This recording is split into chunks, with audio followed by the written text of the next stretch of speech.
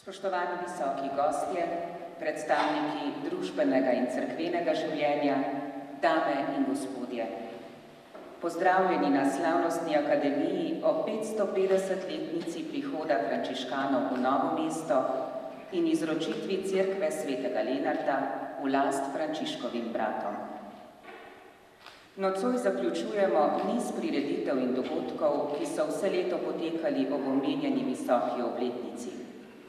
V letu 2019 smo se tako lahko udeleževali niza zgodovinskih in drugih predavanj ter slovesne maše konec oktobra in nato v začetku meseca novembra spremljali strokovni simpozij s prispevki uglednih strokovnjakov. Decembra je bila odprta tudi priložnostna razstava o življenju in delu frančiškanov v Novem mestu skozi zgodovino, ki je na ogled na samostanskih hodnikih. Skozi 550 let bogate zgodovine frančiškanskega reda v Dolenjski prestolnici se bomo danes sprehodili še enkrat, kolikor bo to možno v krajšem programu, ter prisluhnili slavnostnemu govorniku, doktorju Stanetu Grandi. Na tej več kot poltisočletni poti pa nas bo spremljala tudi glasba. Uvodoma smo že lahko prisluhnili vokalnemu kvartetu As, ki ga sestavljajo Blaž Strmole, Domen Anžlovar, Martin Kozjak in Matjaž Strmole. Slišali smo pesem Pogled v nedolžno oko, ki jo je skladatelj pater Hugolin Sadner napisal ob reki Krki, prav pod pečino, na kateri stoji frančiškanski samostan. Zgodovinski viri pričajo, da so frančiškani prišli v slovenske dežele neposredno iz Italije, kmalu potem, ko je papež Honorij III. Potrdil novo ustanovljeni red, in sicer v Videm, Gorico, Trst in Koper. Te samostane je leta 1227 obiskal sveti Anton Padovanski kot pokrajinski predstojnik provincial in v njih nekaj časa prebival. V Maribor, Ptuj, Slovenj Gradec, Celje in Ljubljano so frančiškani prišli z Bavarskega le pol drugo desetletje kasneje, vsekakor pred letom 1242. Novomeška zgodba je nekoliko mlajša, zato pa toliko bolj zanimiva.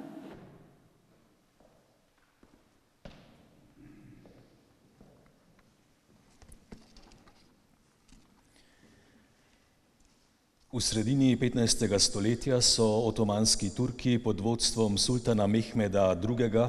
Osvojili Carigrad, prestolnico vzhodnega rimskega cesarstva, in desetletje kasneje tudi Bosansko kraljestvo. Turška osvajanja so povzročila množična preseljevanja in med begunci, ki so se umikali v sosednje dežele, je bil tudi del bosanskih frančiškanov. Nekaj jih je pribežalo tudi v Belo krajino, kjer so se ob podpori krajevnega plemstva naselili na polotoku Lahinje v bližini gradu Gradac ter začeli na tem mestu postavljati samostan.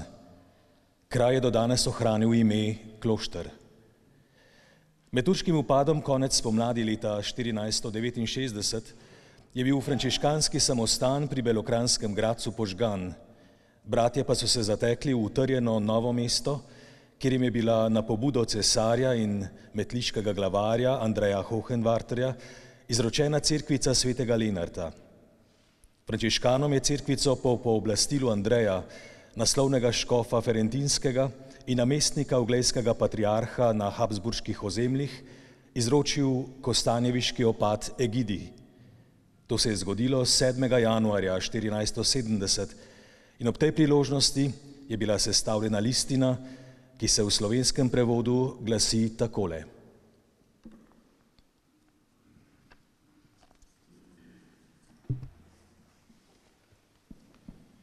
V imenu Gospodovem, amen.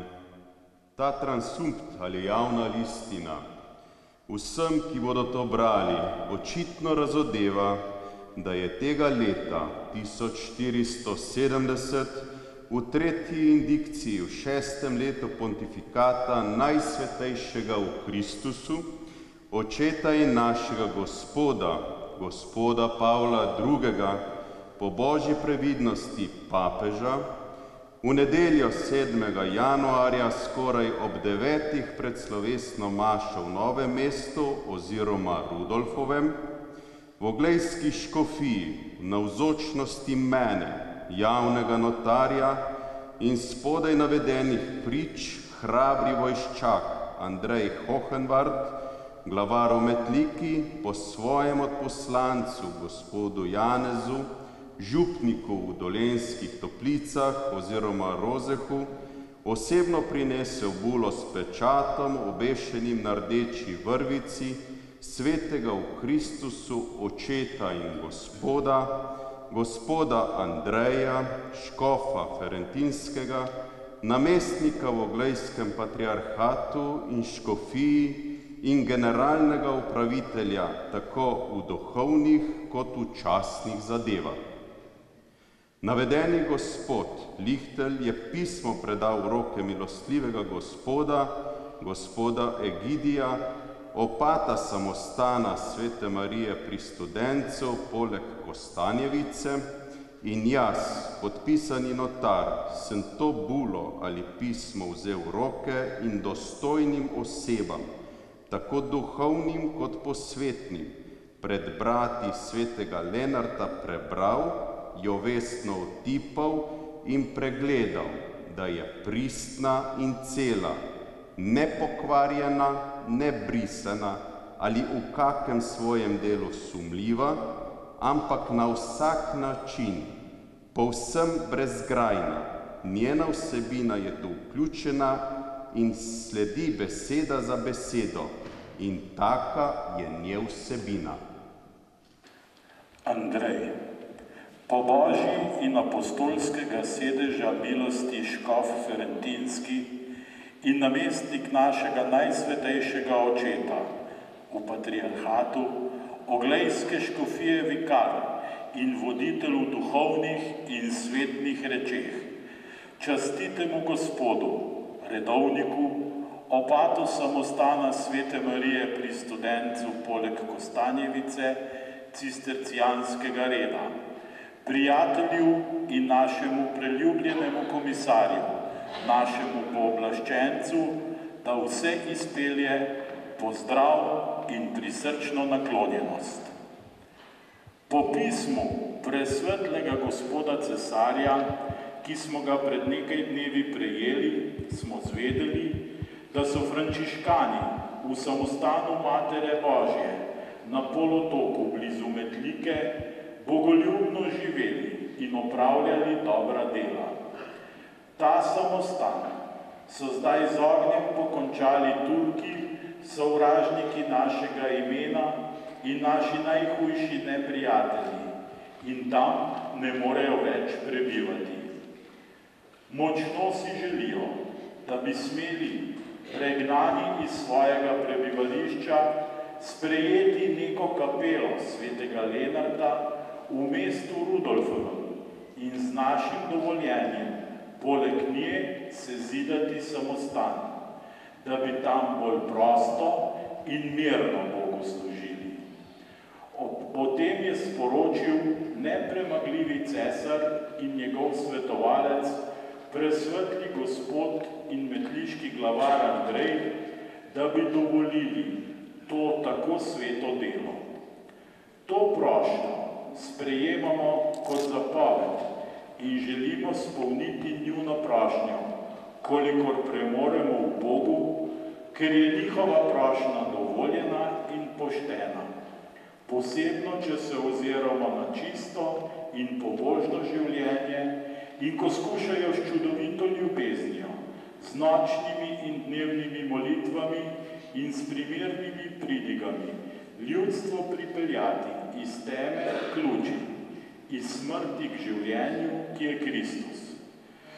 Zaradi velike oddaljenosti in mnogih opravkov zadržanih ne moremo osebno izvršiti tega dela, zato ga izročimo tebi, o katerem v Bogu zaupamo tvoji zvestobi, razumnosti, svetemu življenju in učenosti. Zato s tem pismom tebi izročimo, naložimo in zapovemo, da dobrohotno in v pravem času dovoliš in privoliš že večkrat imenovanim bratom sprejeti drug samostan, kjerkoli bi hoteli, če bi prejeli pisno dovoljenje rimskega papeža, njegovo ali bratov korist, s privoljenjem duhovščine in ljudstva mesta Rudolfovo v Oglejski škofiji, sprejeti to cerkev in ustanoviti samostan, samo da ne bo v škodo drugim. Naš namen namreč ni ravnati zoper pravice drugih, temveč slaveti za občni blagor. Nalagamo ti s svojo oblastjo, da jim dovoliš in privoliš sprejeti cerkev svetega Lenarta in poleg sezidati samostan in z Božjim blagoslovom izvrševati in opravljati tudi druge reči po svoji volji.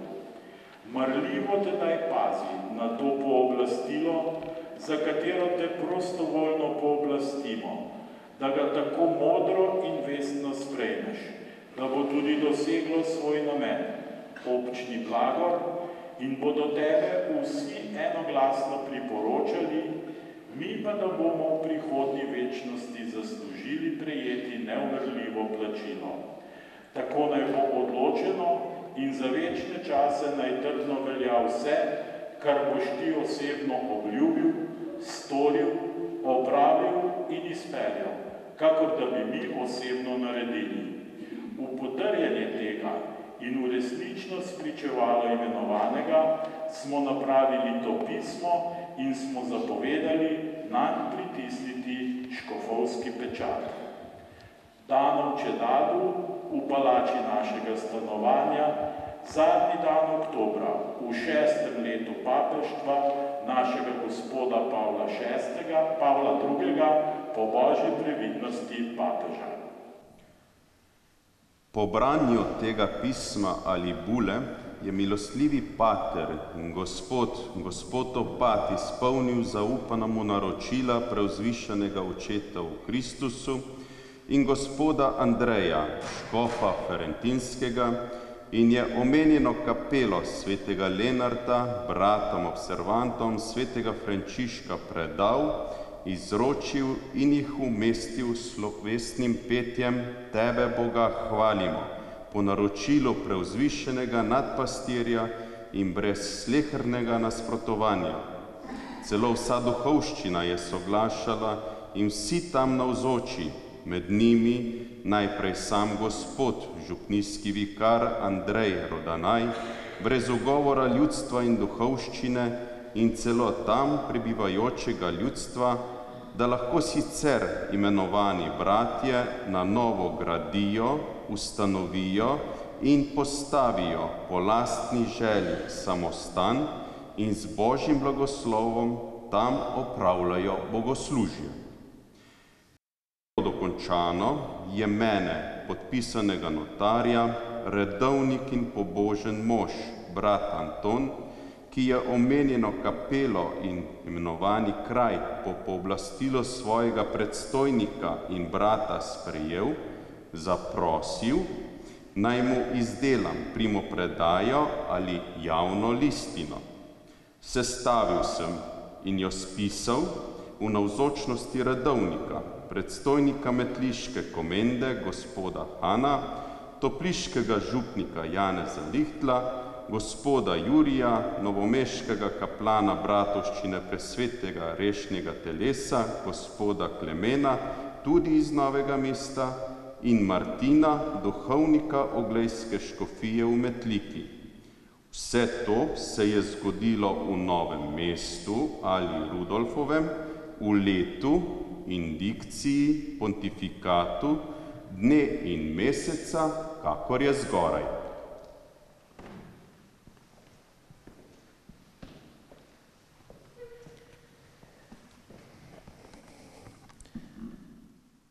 Bratje frančiškani so v naslednjih 2 letih postavili večjo cerkev in ob njej zgradili samostan. Oglejski patriarh Marko Barbo pa jim je dovolil opravljati dušno pastirstvo v celotnem patriarhatu.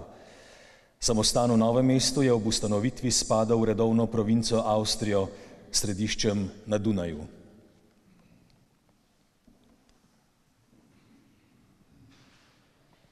Potem, ko smo prisluhnili kroniki dogajanja in zanimivi korespondenci v zvezi s prihodom frančiškanov v Novo mesto v 15. stoletju, se prepustimo spet glasbi.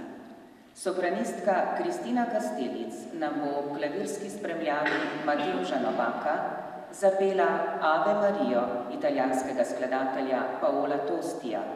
Nekoliko kasneje v programu pa še skladbo Ugolina Sadnerja Kdo je ta?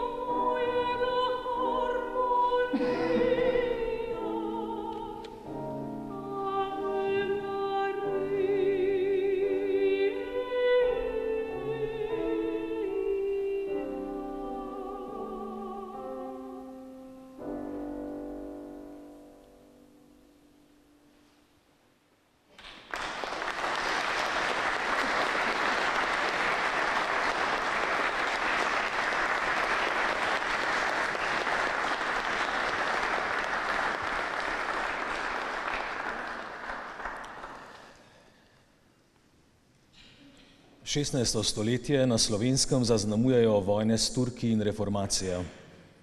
Novomeški frančiškani, ki so se posvečali dušno-pastirskemu delu, predvsem pridiganju in spovedovanju, so v prvih desetletjih tega stoletja iskali ravnovesje s kapitljem in svetno duhovščino okoliških župnij, pri čemer so bili vselej deležni podpore uglejskega patriarha in papeža, pa tudi svetnih oblasti.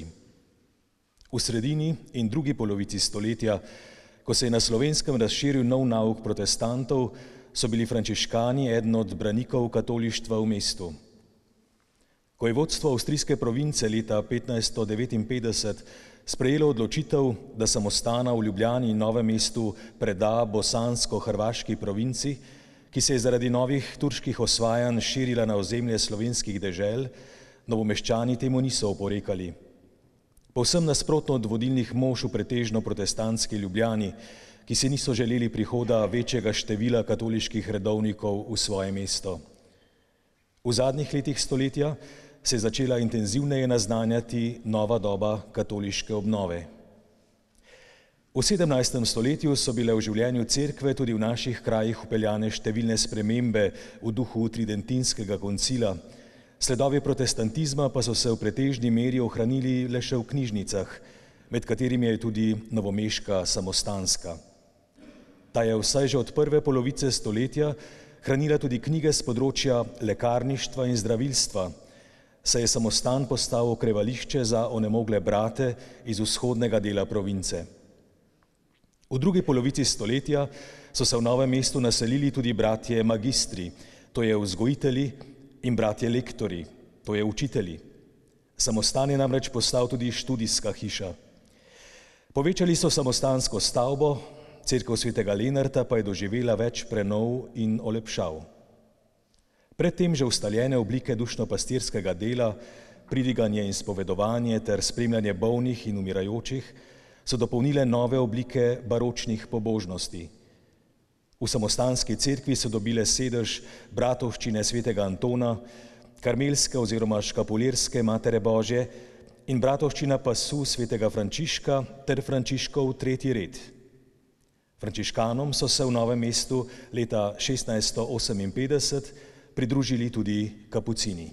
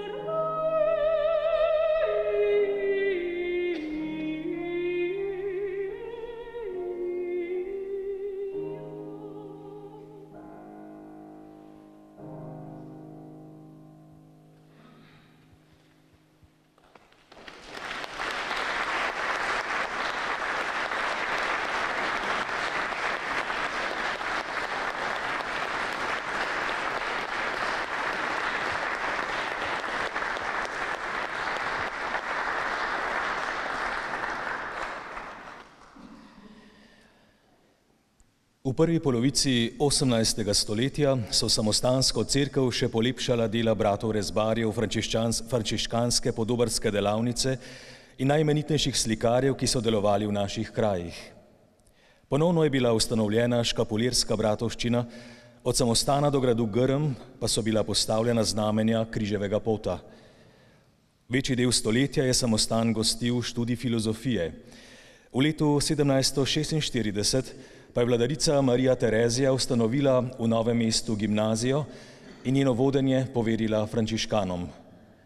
Od začetka zadnje četrtine stoletja so bratje frančiškani skrbeli za pouk tudi v novomeški normalki, deški osnovni šoli. Prav poučevanje na obeh novomeških šolah ter službe kaplanov v bližnjih župnijah, ki so jih opravljali številni novomeški frančiškani, so preprečile ukinitev samostana v obdobju vladavine cesarja Jožefa II. Potem, ko so se bratje iz novomeškega kloštra v prvi polovici 19. stoletja ob rednem dušno-pastirskem delu posvečali predvsem poučevanju na gimnaziji in normalki, je leta 1870 vodenje gimnazije od frančiškanov prevzela država, pri poučevanju pa so jih nadomestili svetni učitelji.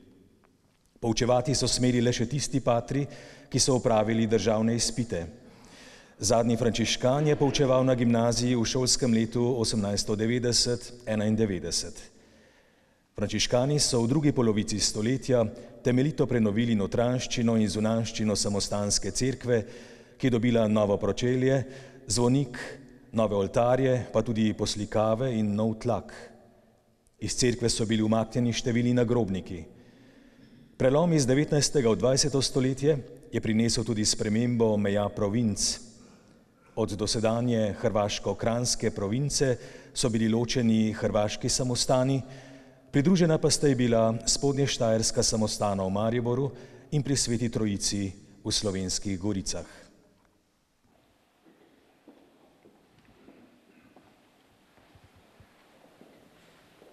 Stoletje, ki sta ga zaznamovali 2 svetovni vojni ter 3 totalitarizmi, se je zaključilo z demokratizacijo in ustanovitvijo lastne države.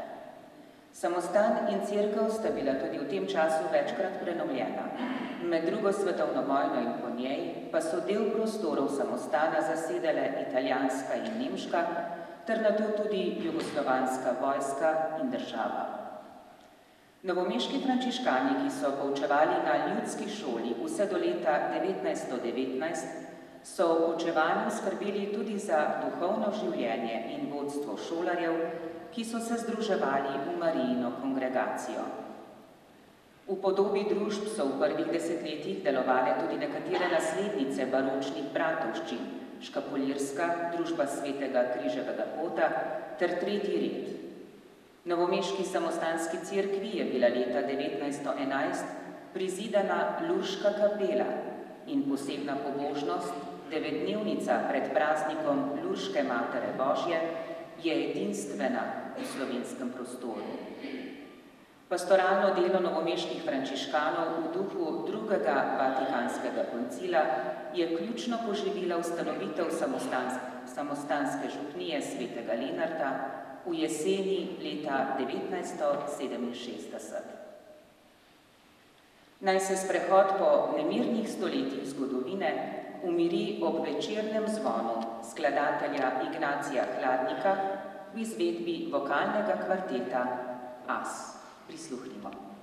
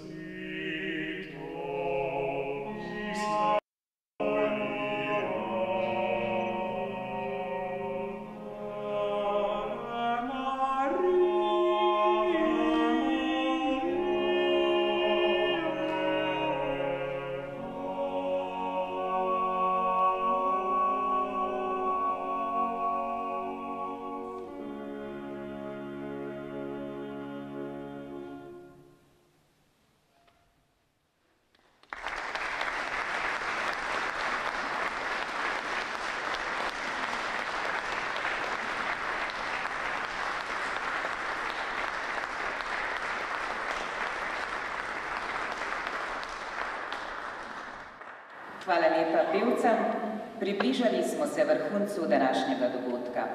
V veliko čast mi je, da lahko k mikrofonu povabim nocojšnjega slavnostnega govornika, zgodovinarja in novomeškega rojaka, doktorja Staneta Grando, ki bo na najprimernejši način sklenil to akademijo. Prosim.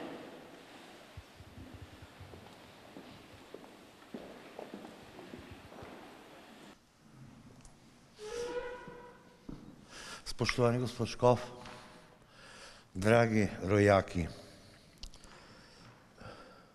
moram reči po prvič, da bi raje poslušal še to petje, kot pa prenašal sebe, ampak izpolnil bom svojo obljubo in to z velikim veseljem in pa z velikim ponosom, saj me ta cerkev veže na mnoge spomine.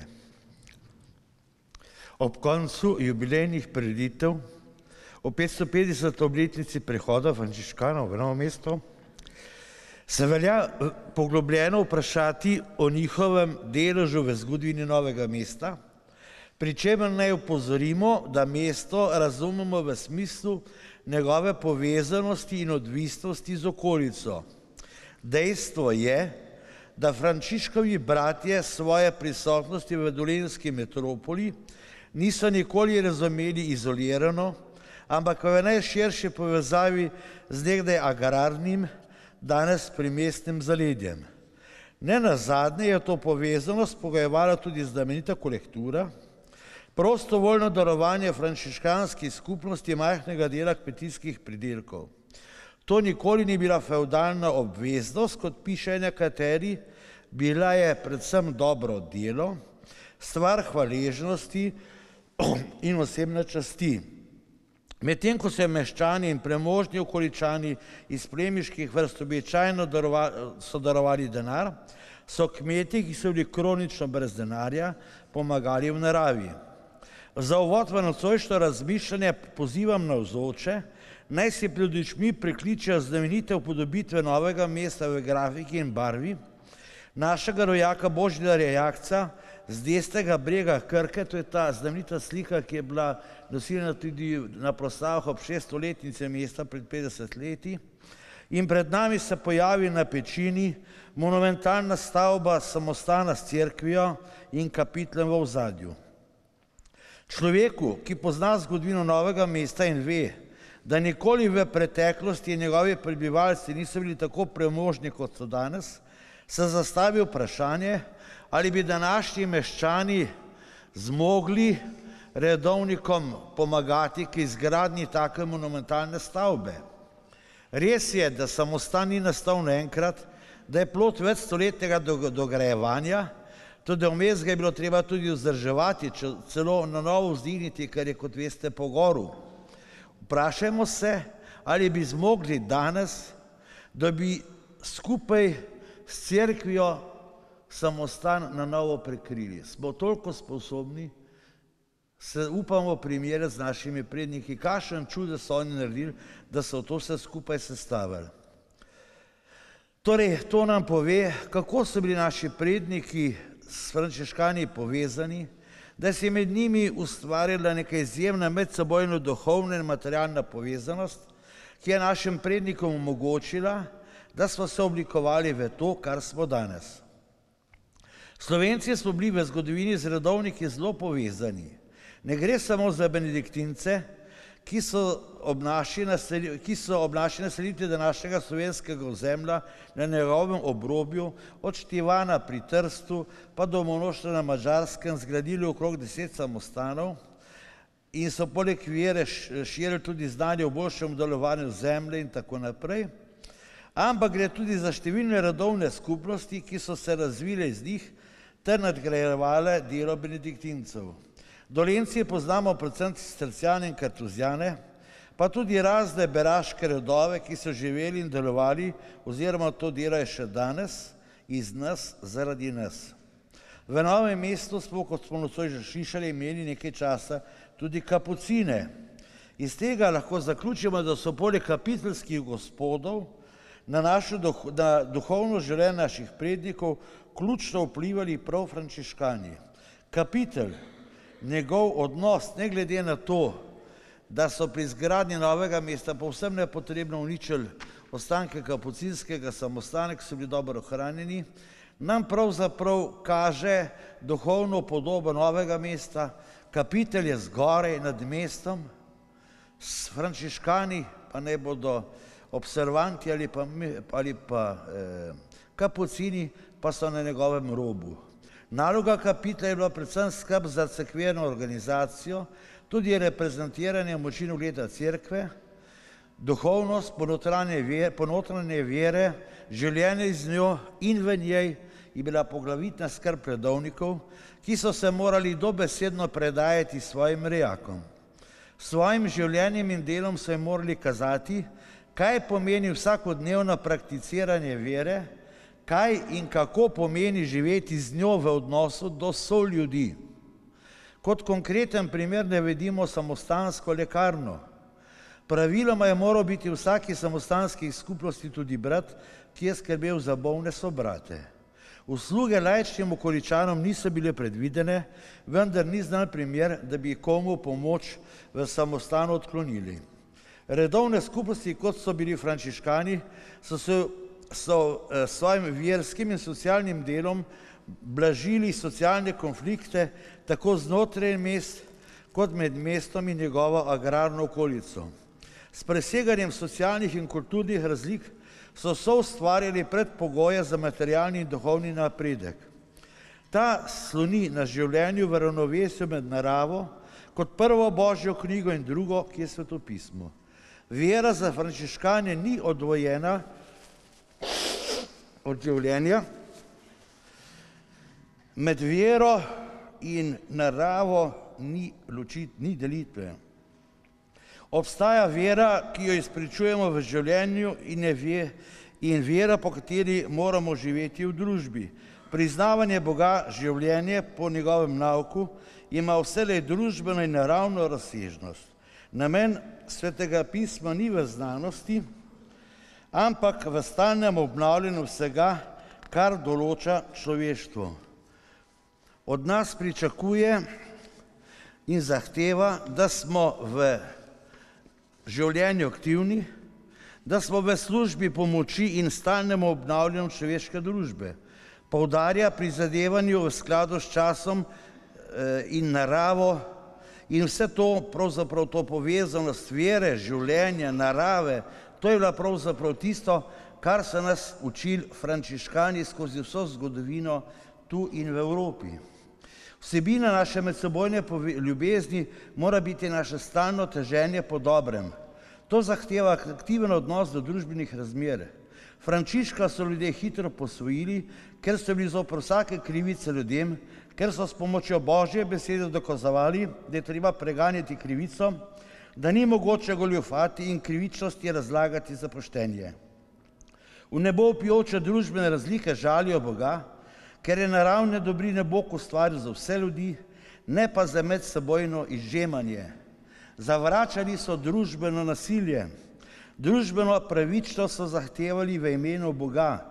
To so lahko delali, ker so se začetniki in duhovni očetje frančiškanov, ki so bili iz visoko izobraženih in premožnih krogov, vsemu odpovedali in z lastnim zgledom utemeljevali svoje delovanje.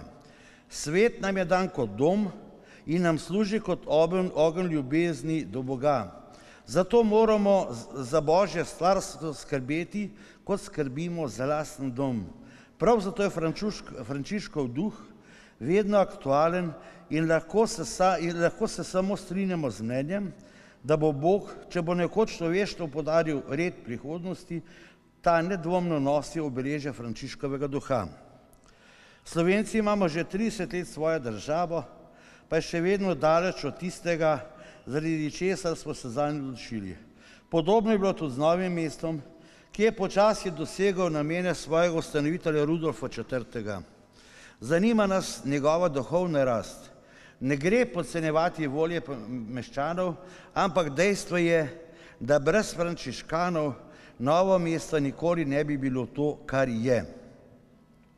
Ko je naselbina, ki je nastala verjetno pod kapiteljsko cerkvijo leta 1365, dobila leta 1965 od Rudolfa IV. Mesta privilegije, njene duhovne potrebe niso bile v spredju.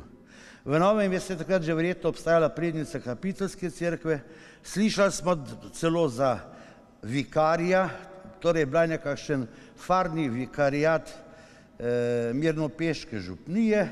Vemo, da je bila tu bratovščina svetega Turica v cerkvi svetega Antona na Florjanovem trgu. No, leta 1436 se v Novem mestu že omenja učitelj, leta 1427 pa špital. To se pravi, so že bile neke mestne strukture, preden so prišli frančiškani. Torej, to mesto je kazalo, če vzamete učitelja, pa špital, namreč špital ni bolnica, špital je, danes bi rekli, dom starejših občanov, včasih so rekli hiralnica. To je špital v zgodovini. No, to se pravi, neka notranja potenca je bila že v samem mestu in to je bilo verjetno tudi odločilno, da so frančiškani prav zato izbrali Novo mesto, kar ni bilo nujno, da so se med nami naselili. V dejstvih, da so v Novem mestu prišli frančiškani iz Bosne, ne smemo videti prihoda balkanske kulture v Novo mesto. Ne smemo misliti, da se je s tem začela tudi nekakšna jugoslavizacija mesta. Zavedati se moramo, da so frančiškani šli v Bosno v imenu evropske kulture, v imenu katolištva in da so pravzaprav, da smo mi tle s precejšno zamudo v primerjavi z Gorico, da so k nam prišli frančiškani in nam pravzaprav prinesli zahodnoevropsko ali pa, če hočete, njen južni del, to kulturo, duh Frančiška, ki je seveda izjemno pomemben za vsa naša mesta. Slišali ste, kje vse so bili frančiškanski samostani. Frančiškani so namreč tipična meščanska redovna skupnost. So dokaz, da je Novo mesto ob njihovem prihodu že živelo kot mesto. Njihov temeljni namen je delovati v mestih na verskem in socialnem področju. Njihov poudarek je bil na duhovni in materialni skrbi za uboge, pa tudi za zavzemanje za obstoječe razmere in to s pridigo in osebnim zgledom.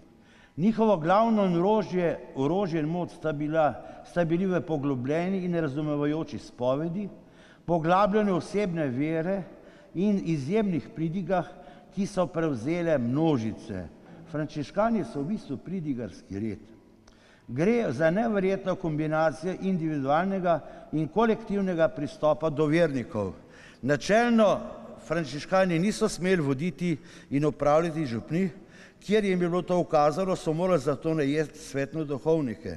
Frančiškani povsem drugače razumejo svoje duhovno poslanstvo, ki je bistveno presega namene in cilje župni. To se kaže marsikje še danes, naprimer v Ljubljani, kjer naprimer župnija pri Tromostovju ni neka klasična teritorijalna, ampak je pravzaprav to bolj osebna župnija. Je nekaj takega, se je pravzaprav že vse skozi pojavljalo tudi v Novem mestu pri tej cerkvi. Torej, dejstvo je, da so ljudje frančiškane ne glede na svoje socialno poreklo, ne glede na svojo izobrazbo, se radi povezovali s frančiškani, jih izbirali svoje spovednike in za zaupnike pri premagovanju vsakodnevnih osebnih težav. Naprimer, tale škapulirsko kapelo je se zidal en izmed največjih Novomeščanov, plemeniti Brekerfeld. Izjemen mož, drugi Valvozor se šteje, premalo ga poznamo, ampak to vam samo kaže, kako pravzaprav imate pri frančiškanih, na eni strani imate te mestne reveže, vaške reveže, na drugi strani pa najbolj izobražene, pa če hočete najbogatejše ljudi. Ta povezovalna moč, to je tisto, seveda, kar daje čar frančiškanskemu redu. Torej, ne gre za neko neprikrito in zavestno preprostost, ljudskost, ampak gre za izkazovanje iskrene vere kot najvišje in zahtevnejše oblike za človeka značilnega duhovnega in intelektualnega življenja. Med frančiškani se vsak, pa naj bo preprost ali pa najbolj izobražen, počuti kot doma med svojimi. Frančiškanski red in frančiškanska duhovnost nista delo evropske meščanske in materialne revščine, ampak premožnih in izobraženih posameznikov, ki so vero začeli obujati v svojem najglobjem bistvu in jo trgati iz zlorab takratne fevdalne družbe, ki vse podrejala osebnemu bogastvu in zato zlorabljala tudi oblast. Visoko teologijo frančiškani vselej dojemajo kot del življenja in jo prevajajo v praktično življenje. V družbenem pogledu so frančiškani nekakšni predniki krščanskih socialcev, ki jim za razliko od krščanskih socialistov ni cilj oblast, ampak družba, ki v največji možni meri živi in dela v duhu evangelija. Frančiškani so na eni strani obujali prvotno cerkev, na drugi strani pa postavljali model delovanja, ki zahteva reformiranje razmer v cerkvi, tako da ostaneš znotraj nje, ne pa da iz cerkve izstopiš in jo napadaš od zunaj. To je pravzaprav bistvo humanizma, bistvo velikih ljudi, naprimer, če hočete, Erasma Rotterdamskega proti Martinu Lutheru. Frančiškansko duhovnost v vseh pogledih, družbenih in naravovarstvenih, zahteva aktivnega praktičnega vernika. Ne gre za oblast, ampak vselej zgolj in samo za človeka. Prav to loči kristjane, katoličane, od protestantov in frančiškane se posebej. Prav to loči katoličane in frančiškane se posebej od različnih smeri političnih gibanj, ki sta jih polna slovenska in svetovna zgodovina. Pripadnik frančiškanske duhovnosti veren cerkvi nikoli ne zapušča, ampak se, tako kot sveti Frančišek, stalno zavzema za njen obstoj in izboljšave. Zahteva aktivnega vernika, ne pa revolucionarja. In ni slučajno, da je en od novomeških frančiškanov za čas reformacije svojo pripadnost katolicizmu v Novem mestu plačal življenjem.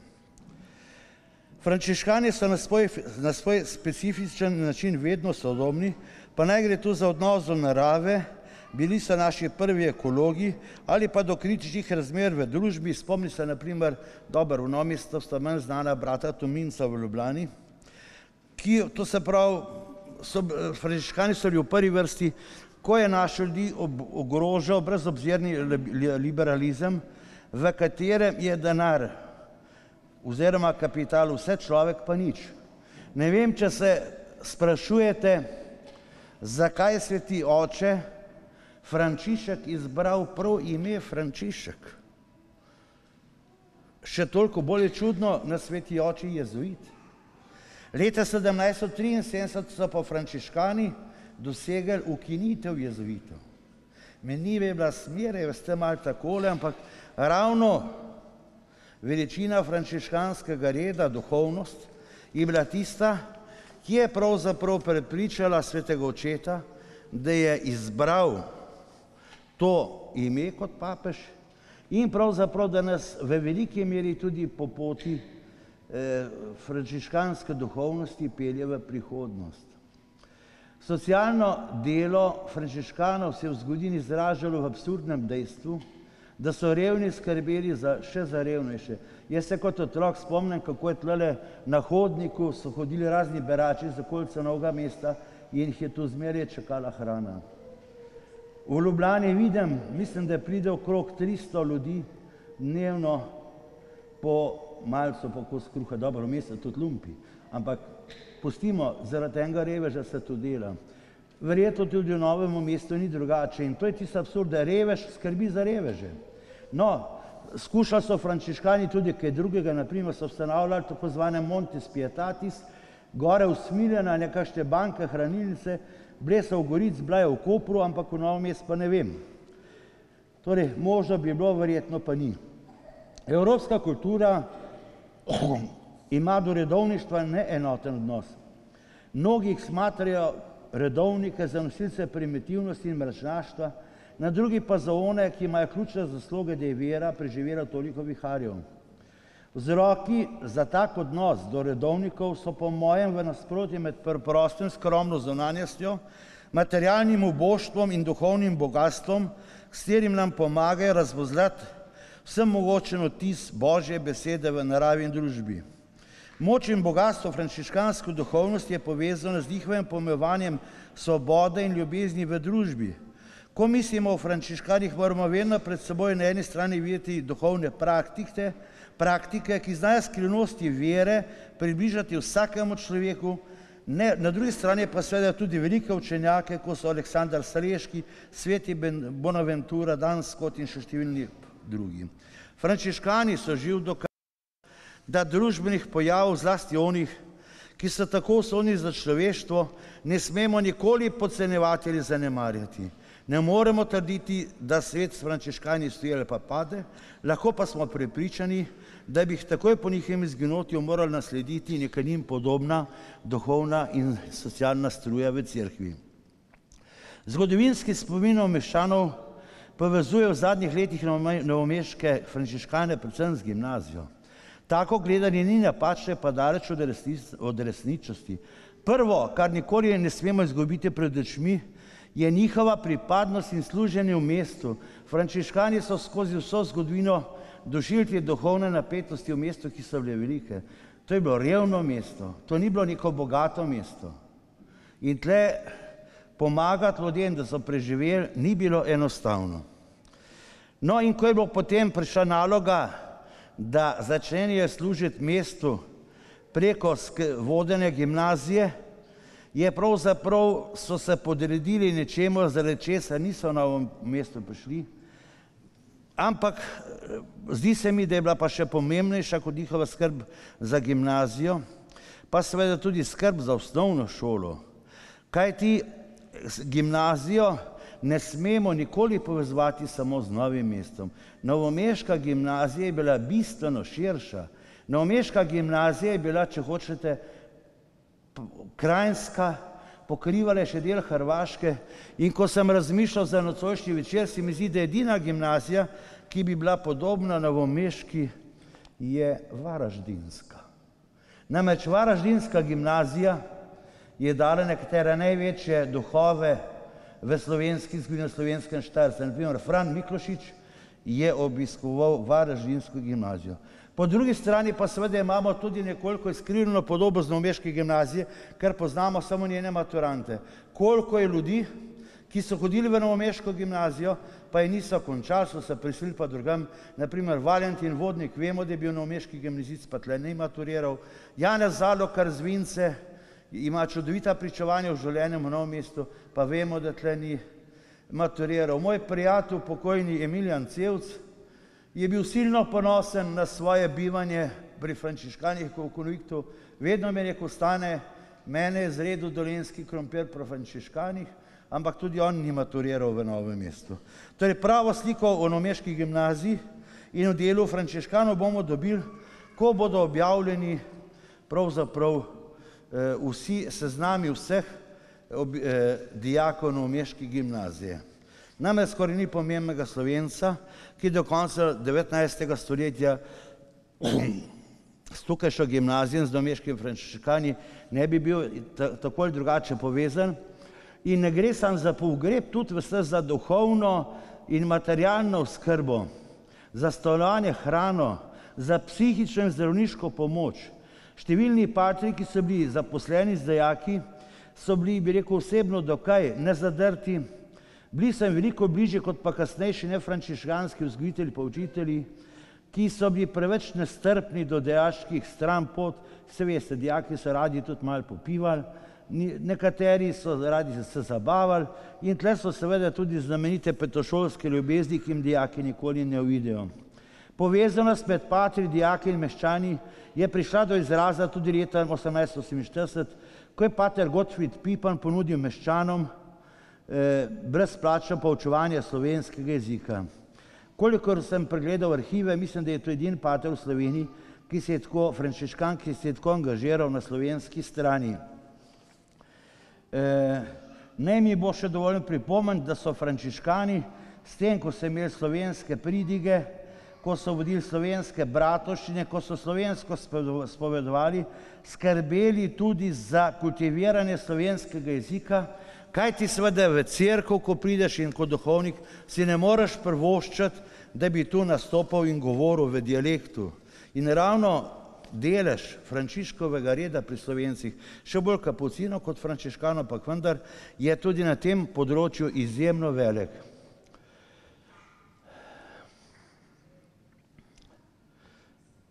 Torej, tudi potem, ko je bilo ukinjeno, bi rekel, ta frančiškansko vodene gimnazije, so povezave nastale še naprej. Zdi se, nisem mogel 100% preveriti, ampak da so vse do izgradnje nove gimnazijske stavbe v tej cerkvi potekali tudi vsakoletne, stalne gimnazijske maše. Potem seveda bi pa rad povedal, kar sem prej preskočil, da če so frančiškani učili v osnovnih šolah, je to pomenilo bistveno boljši pouk kot pa učitelji, ki so bili slabo izobraženi. No in zdaj, ko prehajam k koncu, bi vas rad opozoril še na nekatere stvari, pozivam pa vse, da bi malo kakšne spomine o tem napisali. Namreč, kaj so frančiškani pomenili za Novo mesto po drugi svetovni vojni? Novo mesto je bilo glede vere in cerkve eno najbolj umazanih mest v Sloveniji. Grdo. In lahko nas je sram na tisto obdobje, resnično. Kaj ti zažga človeka, pa še škofa povrh, oprostite, to smo bili v Sloveniji edini. In ni ga zažiga, ni kriva udba, kot še nekateri danes ponavljajo. Kriva je partija in tudi ni res, da je Tito bil proti temu. Še danes najdemo v knjigah, da je Tito ni hotel priti v Novo mesto, jer tu pale popove. Ni res. Tito in Kardelj sta podpirala zažig škofa Vovka, nista mu nasprotovala. Ampak v Novem mestu zgodbica kar kroži, kar vrti se, kot vse neumnosti. Ampak dobro, pustimo to.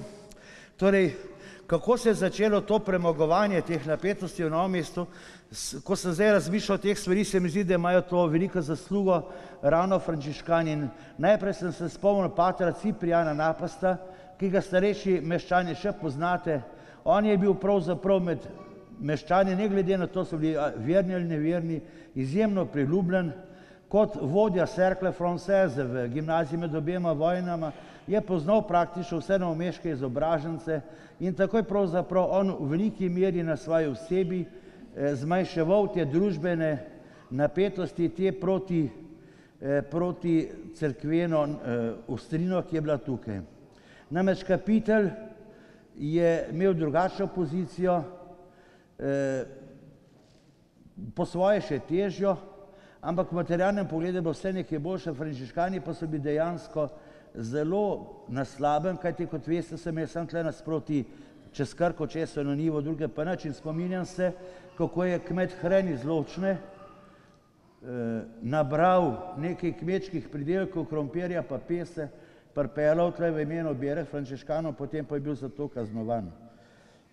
No, potem, ko je pater Ciprijan odšel v inostranstvo, ko je odšel k svojemu stvarniku, pa je pravzaprav veliko se angažiral na zmanjševanju teh verskih napetosti brat Daniel.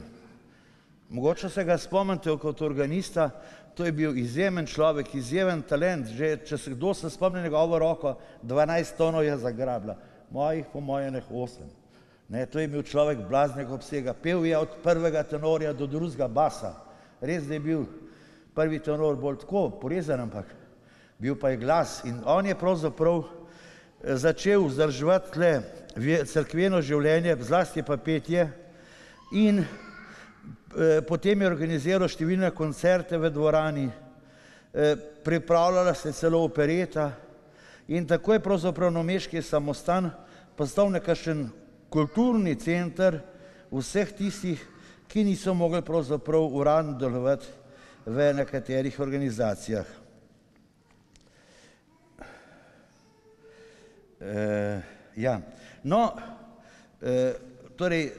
Potem so se, zanimivo je bilo, da je tam gor na Koru, da je Kor je postal, tudi nekakšno prizorišče za cerkvene praznike, naprimer v takem času kot zdaj, so ljudje, ki si niso upali javno maš hoditi, so potem hodili za Božič, imaš tam gor v kot, kjer je ponovadi pater Anacet naslov, se ga spomnite, kako je tam gor vedno dišalo po cimetu.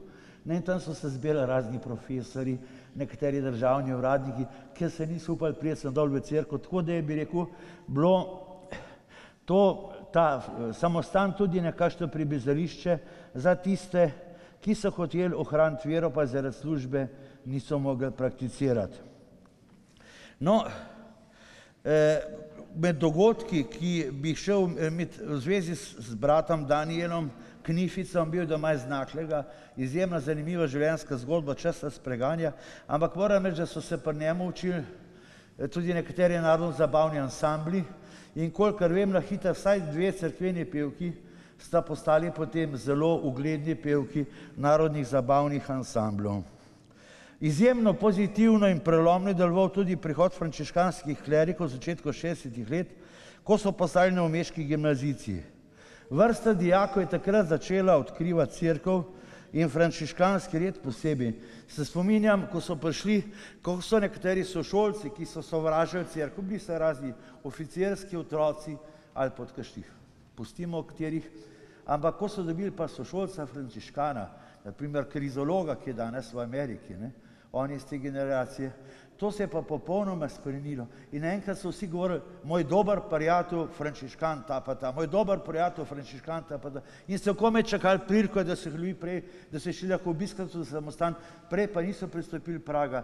Tudi to je bil izjemen dogodek, ki pravzaprav še ni osvetljen. No in ti kleriki so se zelo vključili v novomeško življenje. Spominjam se enega primera, ko je v Dolenjsko galerijo prišel nek ansambel, da bo imel nek umetniški večer, pa ni bilo nobenega poslušalca, pa je pa profesor Jarc prosil hiščika, da je tekel v klošter, da so vsaj klerike prišli, da je bilo nekaj publike na koncertu, ker drugače ne bi bilo nič. To je v bistvu vsestransko uporabni. No, za konec, prelomen trenutek je tudi to, ko so frančiškani dobili župnijo, breme, ampak imamo občutek, da je bila to zelo, zelo dobra poteza.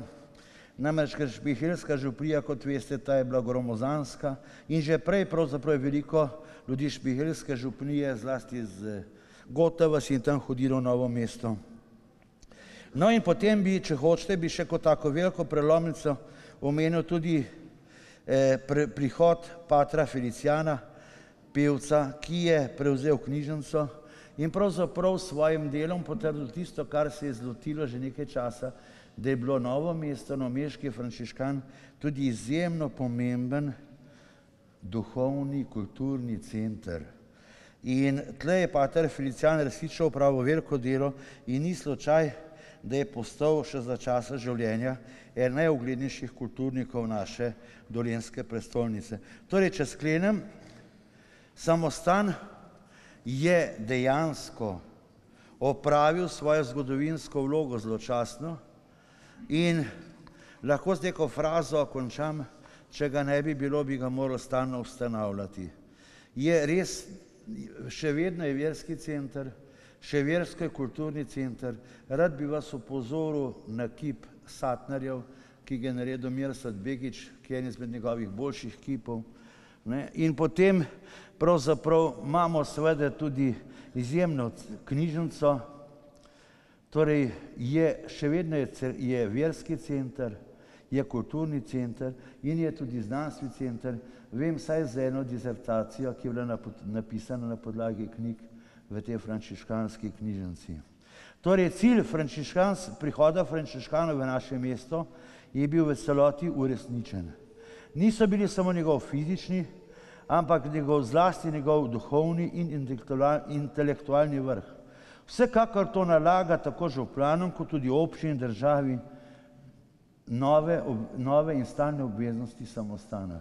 Namreč ta samostan ni več samo od vernikov, je naš mestni, državni in pravzaprav moramo vsi skupaj za njega skrbeti, ker sam to imamo. Nimamo palač, nimamo gradov, imamo kapiteljsko pa kloštrsko cerkev, no vmes imamo pa še muzej pa knjižnico. Hvala lepa.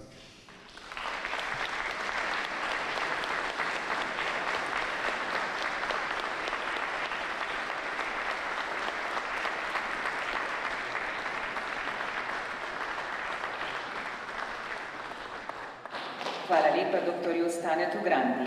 S tem je slavnostna akademija ob 550. obletnici prihoda frančiškanov v Novo mesto in izročitvi cerkve svetega Lenarta v last Frančiškovim bratom zaključena. Hvala vsem nastopajočim, organizatorjem, dobrotnikom, mecenom in vsem, ki ste skozi vse leto podpirali dogodke ob visokem jubileju. V minulih desetletjih in stoletjih so frančiškani spletli izjemno trdne vezi z mestom na obkljuku reke Krke, kjer so sprva našli svoje zatočišče, ki pa je hitro preraslo v eno osrednjih pastoralnih, kasneje pa tudi kulturnih in izobraževalnih ustanov, ne le lokalnega, temveč tudi širšega, regionalnega in državnega pomena. Naj samostan in bratje frančiškani svoje poslanstvo v sožitju z mestom in njegovimi prebivalci opravljajo še naprej v duhu Frančiškovega gesla Deus meus et omnia. V novem letu pa vsem želim mir in dobro.